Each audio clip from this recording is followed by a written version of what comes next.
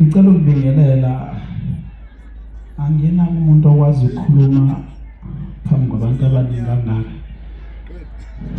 Ngibhlungu kakhulu mase kuzongiqala sekufanele ngikhulume ngosicebi oyinkosi amagcokama lo phambi kwenu unakazwa kachonco ehamba nabafowabo usondelana bese kuba umqhumukazi. Anginazo into eningi engizoyikhuluma ngokusicela usikhulumele thina. Ngikholwa ukuthi asinayo i-album la singekho khona kunezizathu ukuthi why i-album besiba khona. Ngizothi kuwe Sicebi konke esikwenzile asikaze sipublishane owasiza khona sikaze sikhulume phambi komhlaba. Nathi lesasizana khona nawe futhi asikaze sikhulume phambi komhlaba. Sikwazi ukukhuluma namhlanje ngokungasekho. Sithi sizokhuluma ngokungeke ukuthi ayilokho akwenzekanga.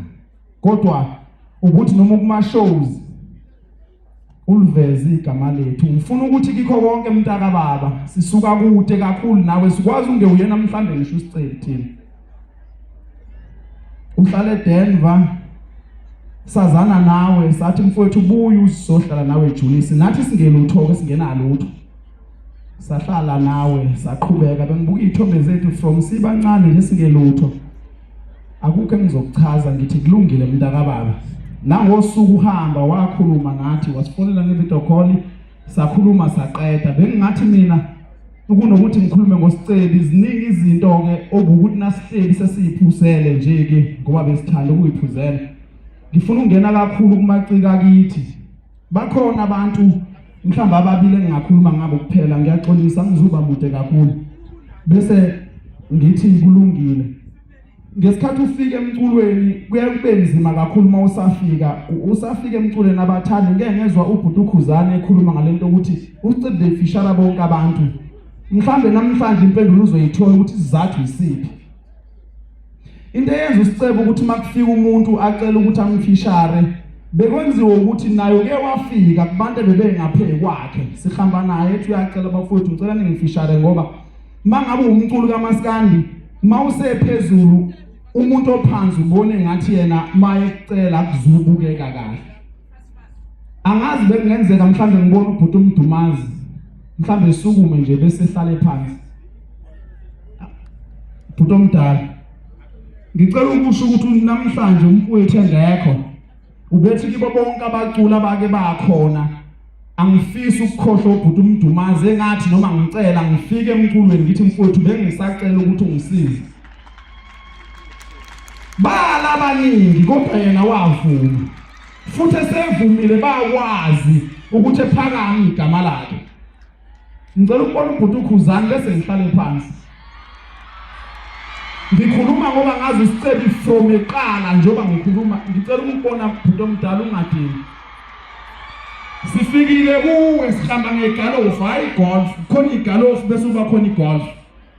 Sifike kuwe ngegalofu elimnyama ngizokuthumelela bhuti omdala isithombe usahlala ehostel lapha kukhona ubhuti uThibela. Ufonile ngoba sifikile. Uthi hayi webafowethu nginifikile lapha nabafana engingabazi angijabulanga ngibona isigingci sakho ngoba senginazi iginganyana awufika uzokhetha. Safika mntaka baba mhlawumbe ngeke usakhumbula uwena waphatha ifoni wenza iselfie nathi. Wasithatha isigingci ngabona ubhuti osebenza nabo sihleli lapha saphuma sashutha egalofanyana nje libe lalimnyama elalibizwa ngogibela bemsola. Lalibizwa kusasitayekile sinaye noma sasingcunwanyana sikwazi ukuthi ayindoda ayibambalana ufuna ukwenza njani ethi ngifuna ukukhipha ukwisidi yanyana sithi hayi no awubambe kanje. Ngifuna nje bafowethu nobabili uNkulunkulu engathi nganibusisa nabanye babusise kodwa ngikhuluma ekuqaleni kaSicebi abantu abakwazi ukuxhasa ngoba namhlanje kuyenzeka mhlawumbe ukhuzane ebonakale kwezinye izinto exhasa kuthi hayi uyaphapha kulungile ke asisho lutho kodwa ngazi inhliziyo yakhe bona uSicebi ingakabikho lutho. Bafowethu mabeni namazwi angizukwanda kakhulu ukuthiwa kodwa abafana bakaConco angibonge emateksini yithina ama SSJ Makuthi SSJ Brothers khuluma ngonakazi khulunywa ngosondelana ikhulunywa ngomqhubu bese kuba khona uMashomi akahambe eqala kule group le ngoba ukuqala kokubhimba kwakho umntakababi la kwaphunyuka khona umfowethu omncane akalanga usondelana kula ngibona khona ukuthi kusho ukuthi mhlambe kwaphazamisekala kuhamba bonke kuze kuzofika kuwe kodwa ebantwini abangafounder uqale kumfowethu besithi mfowethu ubungeke yena ufike kobaba uthi hayi cha sakuma ngibonge emateksini wonke sithe masinyakaza sikhipha lokho okuncane ngokusicebeza uhamba bekukhombisa ngoba kukhona kwamateksanyana besikuthenga ethi awubafowethu ngizoba nomcimbi lapha eCarnival ngebeni kwazi ukuxhasanyana sithi ayisokhipha oncane namhla ikhona kwamakhumbi sithe ukuthenga awunasana thenga kangaka uyazi nginawo umuzo ukuthi ngingahle ngihambe anoke nilethe nje noma amatekisi awu30 ebantwini abawofisa ukuzongifihla ngoba ubuwazi ukuthi indlela yakhe isivuthiwe futhi usenze kanjalo kuye kwathayiseleka ke ematekisini mangabe sebefona njengoba ubona umphakathi wonke nje bengizothi mfowethu kulungile hamba kahle uyibekile induku ebandla bafowethu siyabonga sibhlungu silimele awukho singakusho kungashonelanga mangingakhuluma ngawe emntaka baba kulungile ngiyabonga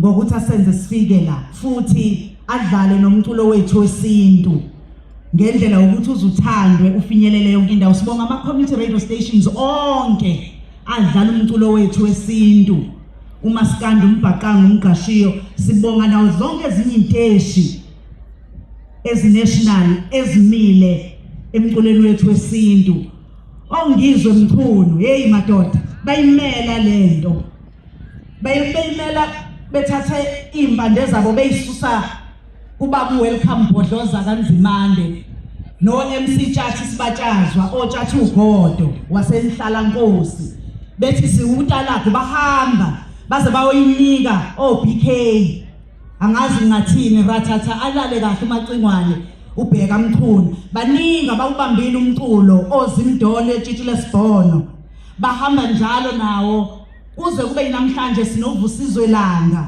emsakazweni uKhozi FM nobingelela Mbanza kepha uyabona ukuthi khona into abayibeka ongizwe noTshatha omlando mfoka mchunu siyabonga kakhulu ngicela ukudedela ukwazi wakwaNtsele waza kwazi insele gijima ngoba nelanga liyashona gijima mfowethu kunodadewethu obefika ephethe isikhwama kasasiphethe ngicela usiqalaze isikhwama sakho kunane ID yakho phakathi ziningi izinto ezibalekile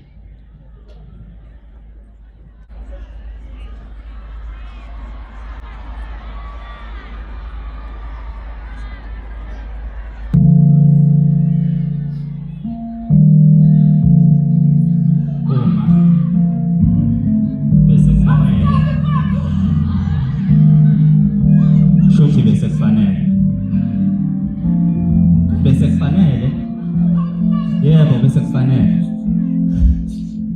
phokungani ubuhlungu ngaka uma bese kufanele ingokuba ilanga uma shona siba nethemba lokuthi makusa sobe sisaphelele yena umfowethu bese kufanele uma kuzokwanela kuye kubuzwe yini ukuthi obani abasele emumva akabashile nabalilayo ngisho ngoba ubese mncane ukufa bengamfanele yebo bekungamfanele ifu lobumnyama bese limngamele kanti nokufa bese kumanele uma sekuficile ukufa unako ukubalekela okwakho ukuvala amehlo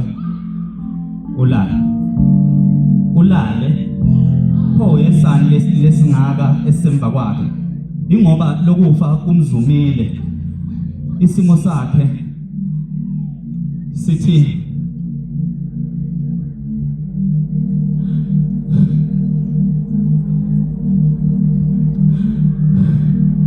akube isimo esinajwayelekile bese kumanele pho kungani uma bese kumelele elale kabuhlungu kanjena onqenqemeni lomgwaqo uthela wayeka kude kangaka nasekhaya mvuseni azozivalelisa okugcina ulele kabe endleleni asixwayise ngokuba leli langa elinye lanamhlanje malishona uzobe selele unomphela. Lesi isimo singajwayeleki futhi singasoze sakwazi ukusijwayela. Okubi ukuthi ukufa kumfice esendleleni eyalapho okade eyolala khona nesikhathi bese simshayile. Okubi ukuthi ulale kabi endleleni abalandeli bakhe bemlindile. Cha, ubaba wakhe uyena obesemlindile kanti noNkulunkulu wakhe ubesemlizile.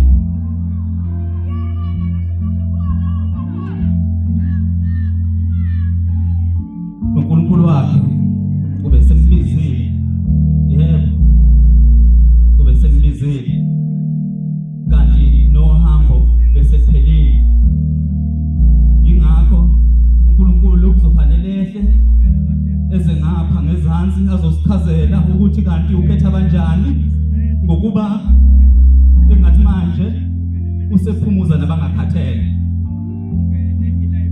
Bathi ukuhlabelela kuyamthokozisa odabukileyo, mahamba umhlabeleli odabukileyo kanti ududuzwa yini. Abalandeli bakhe sebeyosala beculeleza kade sesiculile. Yebo khona ithalente lonke liphethe lisethuneni ngokuba lo mzimba ubusenengoma emnandi ezingaqoliwe, bekusenengoma ezimnandi ezingabhaliwe.